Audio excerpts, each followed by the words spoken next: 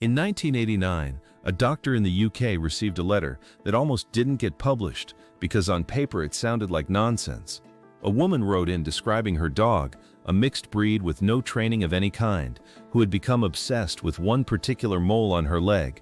Not playful interest, obsessive interest, sniffing at it for minutes at a time, sometimes trying to nip at the spot through her clothing, ignoring every other part of her body completely.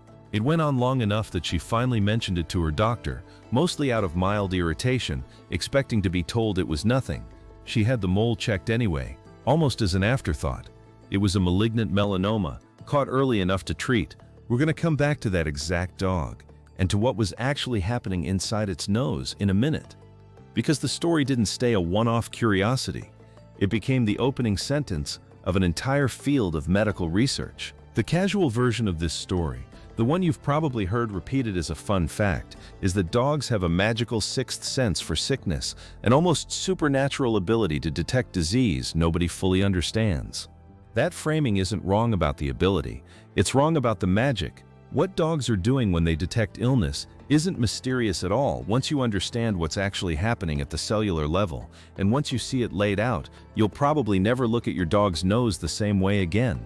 Here's the actual mechanism, and it starts with something happening inside the diseased cells themselves, not in the dog. Cancerous cells, and cells affected by several other diseases, don't behave like normal cells metabolically. Their internal chemistry runs differently, often faster and less efficiently, and that altered metabolism produces different byproducts than healthy cells do. Some of those byproducts are small, light molecules called volatile organic compounds, meaning they evaporate easily and travel through air. They show up in breath, they show up in sweat, they show up in urine, sometimes years before any symptom a doctor would think to test for. Your body is, in a very real sense, continuously broadcasting its internal chemistry into the air around it, and for most of human history, nobody on either end of the leash had any way to read that broadcast. Dogs do. A dog's nose contains somewhere in the range of 200 to 300 million scent receptors, compared with roughly 5 or 6 million in yours, and the part of a dog's brain dedicated to processing smell is, proportionally, dramatically larger than the equivalent region in the human brain. That's not a small accuracy upgrade. It's closer to two completely different sensory instruments occupying the same general anatomical space, one built for catching color and detail, the other built for resolving impossibly faint differences in airborne chemistry. A change in your metabolism that produces a few parts per trillion of an unfamiliar compound in your breath is, to that instrument, not subtle at all. Once researchers took the melanoma letter seriously, they started testing the idea formally, and the results across more than a decade of studies now are genuinely striking. Most of these dogs aren't specially bred or pre-selected for some rare gift. Researchers typically take ordinary household dogs and run them through scent discrimination training, using the same basic method used to train explosive or narcotics detection dogs. Reward the dog for sitting or freezing in front of the target sample, ignore everything else, repeat hundreds of times until the behavior is reliable. What's notable is how fast it tends to work. Several of the foundational cancer detection studies trained dogs with no prior scent work background to working accuracy within a matter of months, which says less about the dogs being unusually gifted and more about how naturally available this skill already is inside an ordinary canine nose, just waiting for a clear enough reward structure to bring it out.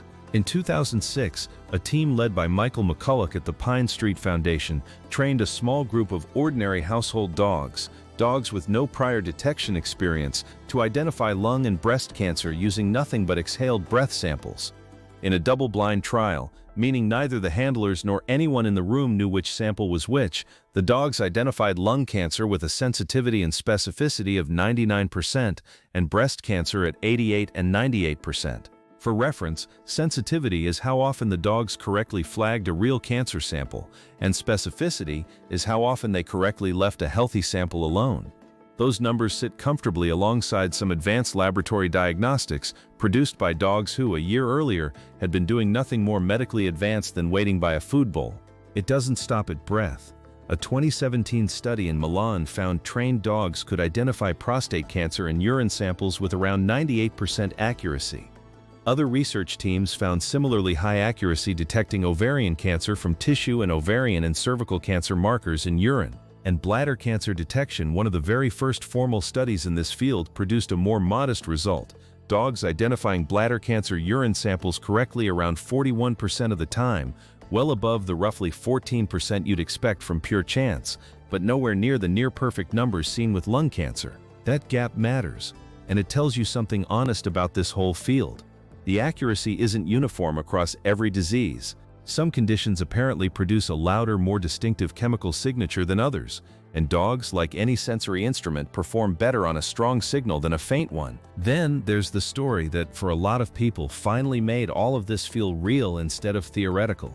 A Scottish nurse named Joy Milne started noticing a strange, musky shift in her husband's scent years before he was ever diagnosed with Parkinson's disease, a connection she couldn't explain and didn't think to mention to anyone for over a decade, until she met other people with the same illness at a support group and recognized the exact same smell on them. Researchers eventually tested her formally, and she correctly identified Parkinson's patients from worn t-shirts with striking accuracy, missing only one case, a person later diagnosed with the disease about a year afterward. Her discovery launched a research program training dogs to detect that same signature from simple skin swabs, and a 2025 study out of the University of Manchester and medical detection dogs found trained dogs could distinguish Parkinson's positive samples from healthy ones with sensitivity around 70 to 80%, a number researchers describe as well above chance and genuinely promising for a disease that currently has no reliable early diagnostic test at all. Now, I promised at the start of this video that I wasn't going to oversell the magic, and here's where I keep that promise. Not every result in this field is this clean. Diabetic alert dogs, trained specifically to detect dangerously low blood sugar by scent, show this complexity clearly. A 2013 study following 17 people with trained alert dogs found real measurable benefits: fewer emergency calls, fewer unconscious episodes, more independence. But a separate study tracking real-world accuracy against continuous glucose monitors found the dog's hypoglycemia detection hovering closer to 36% during waking hours, well above chance, but far from the reliability owners often expect. Researchers studying this gap have been candid about it. Trained detection performs above random guessing consistently, but it isn't yet a replacement for medical-grade monitoring, and it isn't uniformly reliable across every dog, every disease, and every situation. Here's what I think that honest gap actually tells you, and it might be the most interesting part of this whole story. The ability isn't fictional. It's also not flawless, magical, or guaranteed. The same way your own eyesight can spot a friend across a crowded room reliably, but can still miss a typo sitting right in front of you. Your dog's nose is a real working instrument with genuine strengths and genuine limits, not a supernatural antenna tuned to your health 24 hours a day. And this matters for the dog asleep on your couch right now. The one with no training certificate, no detection career, nothing official about them at all. Multiple surveys of ordinary pet owners, untrained dogs in untrained homes, have documented the same pattern over and over. In one survey of over 300 dog owners with diabetes, more than 2/3 whose dogs witnessed a serious low blood sugar episode reported some kind of spontaneous alerting behavior, barking, pawing, refusing to settle, long before any formal training was ever involved. The ability isn't something you have to install. It seems to already be sitting there, mostly unused, in an ordinary dog's nose, waiting for a signal strong enough to trigger it. I think about the owners who describe a single strange night, a dog who normally sleeps through anything, suddenly pacing, whining at the bedroom door, refusing to settle until someone finally got up to check, only to find a blood sugar reading deep in dangerous territory, or a symptom that would otherwise have gone unnoticed until morning. None of those dogs had a certificate. None of them had ever been formally trained for anything beyond sit and stay. They simply noticed something true drifting through the air of an ordinary bedroom and acted on it the only way they know how, by refusing to leave it alone. So go back to that mixed breed dog in 1989, nosing obsessively at one specific spot on one specific leg, ignoring everything else in the room. It wasn't a fluke, and it wasn't a sixth sense in the way the phrase usually gets used. It was an ordinary dog's nose doing precisely what it was built to do, catching a chemical signal drifting off a body that hadn't yet learned what was happening inside it. Every time your own dog lingers a beat too long somewhere on you, presses their nose into a spot with unusual focus, or won't stop checking on you for reasons you can't see, there's a real chance they're reading something true, even if it never turns out to be anything serious. That's not folklore. That's biology, running quietly every single day in an animal that has no idea it's doing anything remarkable at all. Has your dog ever fixated on a part of your body in a way that turned out to mean something? Tell me about it in the comments. I read every one. That's a wrap for today's video. I'll see you in the next one.